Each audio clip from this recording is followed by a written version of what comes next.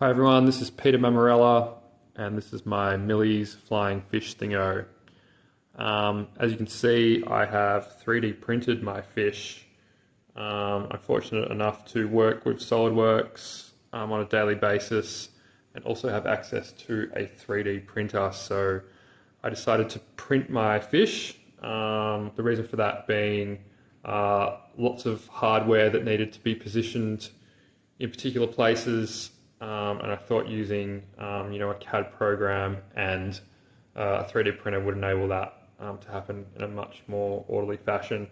So you can see I've got a general kind of fish body shape here in my tail, which is quite square.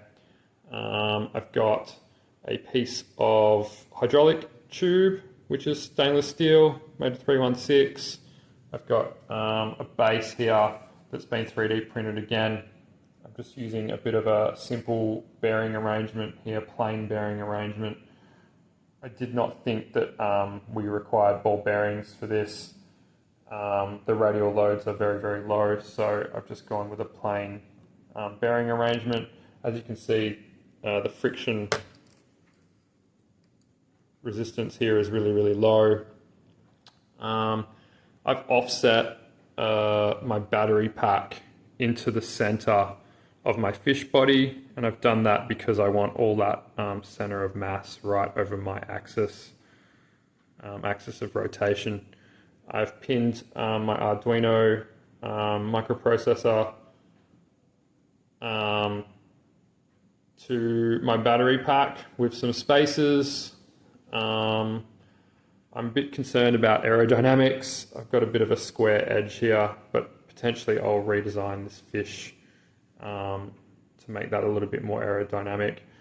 You can see I've mounted my servo motor down here, and I've got a hinge arrangement that allows my tail to move back and forward. And on the very end here, I've got a laser module that I've bought from JCar. And yeah, I thought that was pretty cool just to be able to see some feedback for the heading of my tail, just so I can accurately see where exactly my tail's headed. And I've printed out this piece of paper with our angles here. And so yeah, that's my Millie's Flying Fish Thingo. Thank you. Okay, so this is test one. Just going to spin the fish right around. You can see that it certainly spins. I've got really little resistance there, and it's really nicely balanced. My fish is pretty straight, and so is my shaft. Okay, this is test two, where I will be moving my tail to 3 fixed angles and testing the stability of the fish. So this is obviously with tail and also the body at a 0 heading.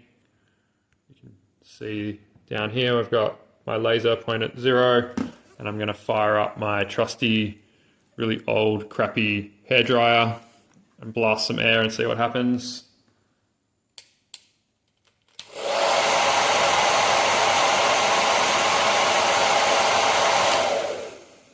As you can see, my fish has not moved, it's held a 0 position heading.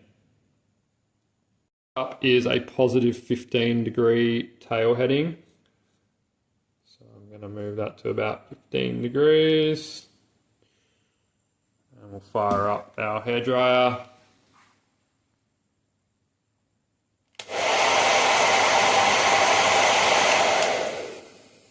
As you can see, the tail caused a drag reaction and my fish has spun around.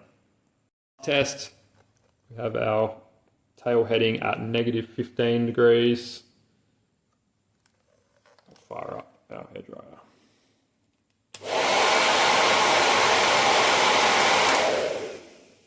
And again, the tail's caused a drag reaction and the fish has spun around.